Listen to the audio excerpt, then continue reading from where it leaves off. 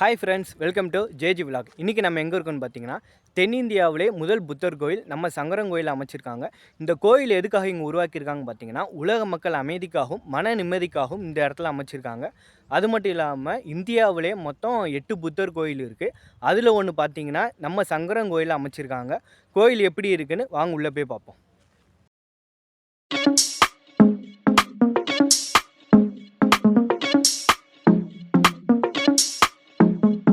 இந்த கோயில் வந்து பார்த்திங்கன்னா மொத்தம் 2 இது முக்கியமானதாக இருக்குது. ஒன்று வந்து பார்த்திங்கன்னா ஒரு அமைதி கோபுரம் ஒன்று இருக்குது. அதுக்கப்புறம் பிரார்த்தனை பண்ணுறதுக்காக, அதாவது தியானம் பண்ணுறதுக்காக ஒரு இடம் ஒன்று வச்சுருக்காங்க. ஃபஸ்ட்டு கோயிலுக்குள்ளே என்ட்ரன்ஸ்லேயே பார்த்திங்கன்னா ஒரு அமைதி கோபுரம் ஒன்று இருக்குது. வாங்க ஃபஸ்ட்டு அதை போய் பார்ப்போம். நான் அமைதி கோபுரம் ஒன்று சொன்னேன் பார்த்தீங்களா, அது வந்து அந்த இருக்குது, இருங்க காட்டுறேன். இதான் அமைதி கோபுரம். இந்த அமைதி கோபுரம் போகிறதுக்கு முன்னாடியே அதே மாதிரி சின்னதாக ஒரு அமைதி கோபுரம் ஒன்று வச்சுருக்காங்க.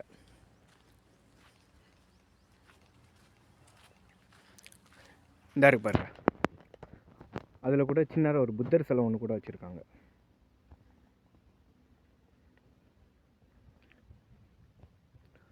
அந்த பெரிய அமைதி கோபுரம் மாதிரியே சின்னதாக ஒரு மாடல் மாதிரி ஒன்று வச்சுருக்காங்க.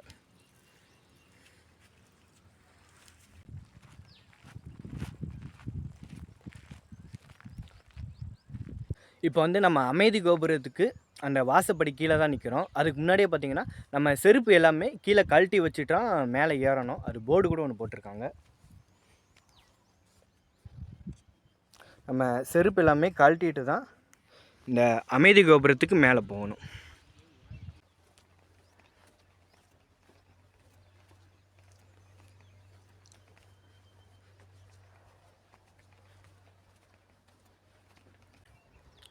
நம்ம வந்து அமைதி கோபுரத்துக்கு மேலே வந்துட்டோம்.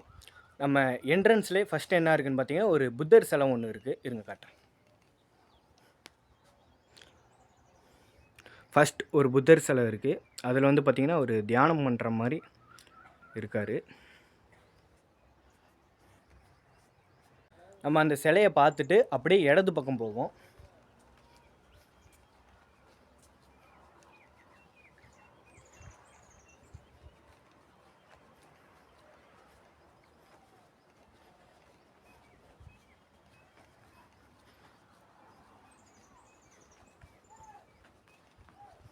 நம்ம வந்து 2வது சிலைக்கிட்ட வந்துட்டோம்.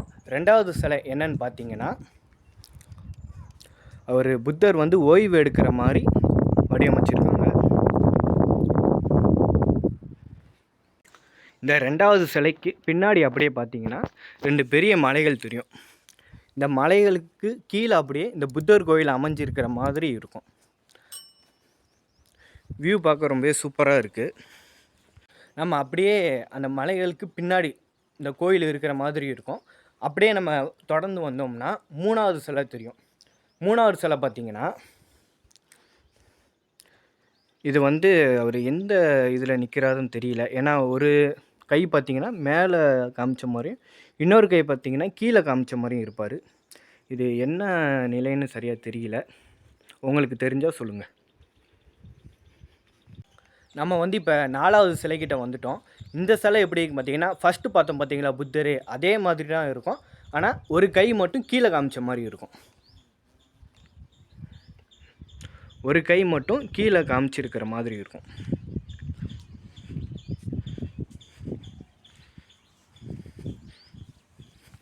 இப்போ வந்து நம்ம அமைதி கோபுரத்தை சுற்றி இருக்கிற 4 புத்தர் சிலைகளை பார்த்துட்டோம். நம்ம வந்து இந்த கோபுரத்துக்கு உள்ளே போக முடியாது. எதுக்குன்னு கேட்டிங்கன்னா, புத்தருடைய அஸ்தியை வந்து பார்த்திங்கன்னா இதுக்குள்ளே வச்சுருக்காங்களாம். இதுக்குள்ளேயும் மேலேயும் வந்து பார்த்திங்கன்னா அந்த கலசத்துக்குள்ளே வச்சுருக்காங்களாம். அதனால் நம்மளால் உள்ளே போக முடியாதான். ஆனால் சுற்றி மட்டும் பார்த்துக்கலாமா.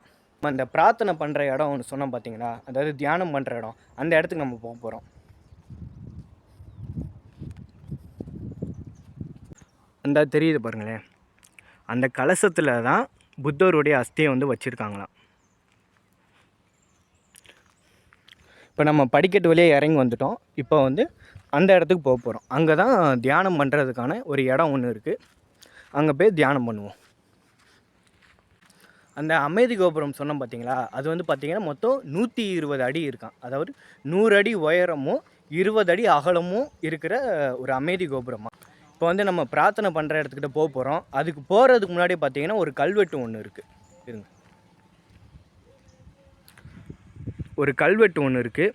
இது வந்து என்ன மொழியில் இருக்குதுன்னு சரியாக தெரியல. இது வந்து சீன எழுத்தா இல்லை ஜப்பான் எழுத்தான்னு தெரியல.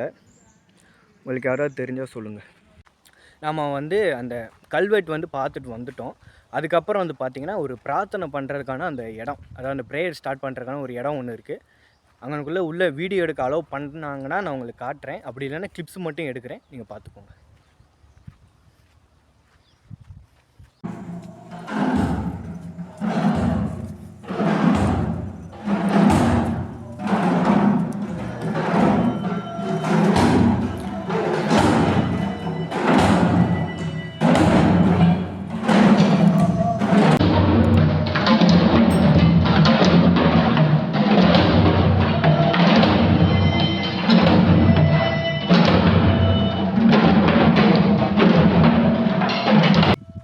நம்ம இப்போ வந்து ப்ரேயர் வந்து பண்ணி முடிச்சுட்டு வந்துட்டோம். உள்ளே வந்து வீடியோ எடுக்கக்கூடாதுன்னு சொல்லிட்டாங்க. அதனால் வீடியோ எடுக்க முடியல. அது மட்டும் இல்லாமல் இப்போ தான் நிறைய பேர் வர ஆரம்பிக்கிறாங்க. அதாவது இங்கே வந்து 4:30 மணிலேருந்து 6 மணி வரைக்கும் காலையில் வந்து பிரார்த்தனை பண்ணுறாங்க. சாயங்காலம் அதே மாதிரி 4:30 மணிலேருந்து 6 மணி வரைக்கும் அந்த ப்ரேயர் பண்ணுறாங்க. இந்த டைம் மட்டும்தான் உள்ளே வந்து அலோவ் பண்ணுறாங்க. மித்த டைம் வந்தீங்கன்னா நீங்கள் கோயிலை வந்து சுற்றி பார்த்துக்கலாம். இந்த அமைதி கோபுரம் சொன்னோம் பார்த்தீங்களா, அங்கே வந்து சுற்றி பார்த்துக்கலாம். இந்த இடத்துக்கு உள்ளே வந்து ப்ரே பண்ணுற மாதிரி இருந்துச்சுன்னா இந்த டைம் வந்தால் மட்டும்தான் நீங்கள் ப்ரே பண்ண முடியும். நம்ம அப்படியே கீழே இறங்கி வந்தோம்னா இங்கனுக்குள்ளேயே ஒரு புத்தர் சிலை ஒன்று இருக்குது. இருங்க, இந்த புத்தர் வந்து பார்த்திங்கன்னா போதி மரம் சொல்கிற அரச மரத்துக்கு கீழே உட்காந்துருக்கிற மாதிரி இருக்கும்.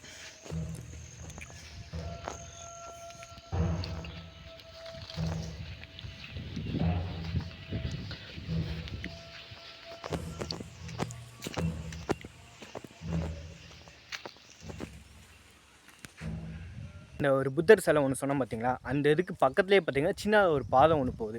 அது வழியாக நம்ம வந்தோம்னா இந்த புத்தர் கோயிலோடைய எக்ஸாக்டாக ஒரு சின்ன மாடல் ஒன்று வச்சுருக்காங்க. இருங்க காட்டுறேன்.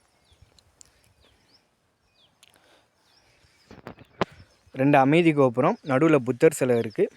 இடது பக்கம் வந்து பார்த்திங்கன்னா விநாயகர் சிலை இருக்குது. வலது பக்கம் சிவலிங்கம் ஒன்று இருக்குது. இதை அப்படியே பார்த்துட்டு நம்ம அந்த பக்கம் போகலாம். இந்த இது பார்த்திங்கன்னா ஃபுல்லுமே ஒரு பசுமையான இடத்துல இருக்கிற மாதிரி தான் இருக்கும். அதனால் ரொம்பவே அமைதியாகவும் மன நிம்மதியாகவுமே இருக்கும் இந்த இடத்துல. இப்போ அப்படியே நம்ம இங்கிட்டு வந்தோம்னா இங்கனுக்குள்ளே ஒரு சமாதி ஒன்று இருக்குது. அது யார் சமாதின்னு பார்த்தீங்கன்னா முத்தையான்னு சொல்லி ஒருத்தருடைய சமாதி தான் இருக்குது.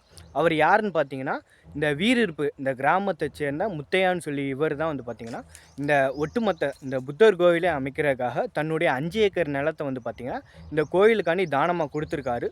ஸோ அவருடைய நினைவை வந்து பார்த்திங்கன்னா அவருடைய சமாதி ஒன்று வச்சுருக்காங்க.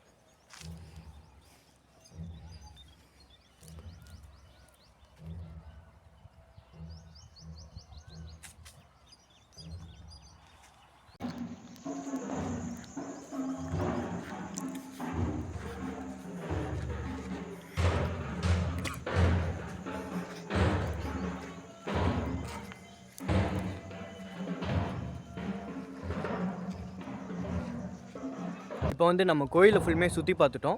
இங்கே வந்து ஒரு ஃபேமிலி ஒருத்தவங்க வந்திருக்காங்க. அவங்க வந்து ஃபஸ்ட் டைம் இந்த கோயிலுக்கு வந்திருக்காங்களாம். அதாவது சங்கரன் கோயிலுக்கு அங்கே வந்திருந்தாங்களாம். அப்படியே இங்கேயும் வருவோம் அப்படின்னு புதுசாக இருக்கிறதுனால இங்கே வந்திருக்காங்க. அவங்க என்ன சொல்கிறாங்கன்னு கேட்போம் வாங்க. எங்கள் ஃப்ரெண்டோட மொட்டை ஃபங்க்ஷனுக்கு சங்கரன் கோயில் வந்திருந்தோம். இங்கிட்ட சைடில் நாங்கள் ஒரு புத்தர் கோயில் பார்த்துருந்தோம்.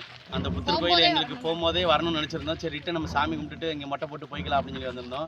இந்த புத்தர் கோயிலுக்கு வந்தோடனே எங்களுக்கு மனசு கொஞ்சம் நிம்மதியாக சந்தோஷமாக இருந்துச்சு. புது விதமாக இங்கே பார்க்கும்போது இந்த சைனாக்காரங்க உள்ள வந்தோம். ஆனால் அது இங்கே வந்தோடனே ஒரு ப்ளசண்ட்டாக இருந்தது. உள்ளக்க உட்காந்துருந்தது. அந்த கொட்டு வச்சு அடிக்கிறது அந்த சவுண்டு இதெல்லாம் கேட்கையும் கொஞ்சம் மனசுக்கே காமாக இருந்தது. பிள்ளைங்களாம் ரொம்ப சந்தோஷப்பட்டாங்க. நாங்கள் இங்கே பார்க்கும்போது புது விதமாக இங்கே ஒரு இந்த சைனாக்காரங்க அவங்களெல்லாம் பார்க்கும்போது அந்த எழுத்து அந்த வேர்டெல்லாம் பார்க்கும்போது ஒரு ரொம்ப சந்தோஷமாக இருந்துச்சு. எல்லாருமே வந்து நீங்களும் இங்கே ஒரு தியானம் மாதிரி ஒரு இதை நீங்கள் ஃபீட்பேக் பண்ணலாம். சண்டேனா வாங்க, நல்லா சந்தோஷமாக இருக்குது. அவங்க வந்து அவங்க எக்ஸ்பீரியன்ஸை பற்றி ஃபுல்லுமே ஷேர் பண்ணாங்க. அவங்களுமே ஃபஸ்ட் டைம்ல இந்த கோயிலுக்கு வந்திருக்காங்க.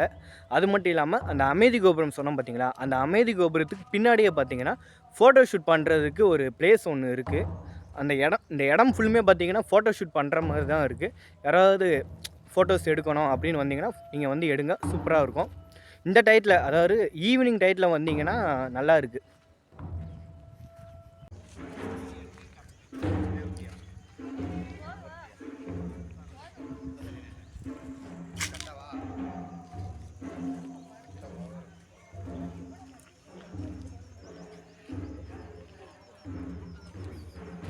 இப்போ நம்ம கோயிலை ஃபுல்லுமே சுற்றி பார்த்துட்டோம். கோயில் ரொம்பவே சூப்பராக இருக்குது. இப்போ இந்த கோயில் கரெக்டாக எங்கே இருக்குதுன்னு பார்த்தீங்கன்னா, சங்கரங்கோயிலேருந்து புளியங்குடி போகிற வழியில் இருக்கிற வீரிருப்புங்கிற கிராமத்தில் தான் இந்த கோயில் இருக்குது.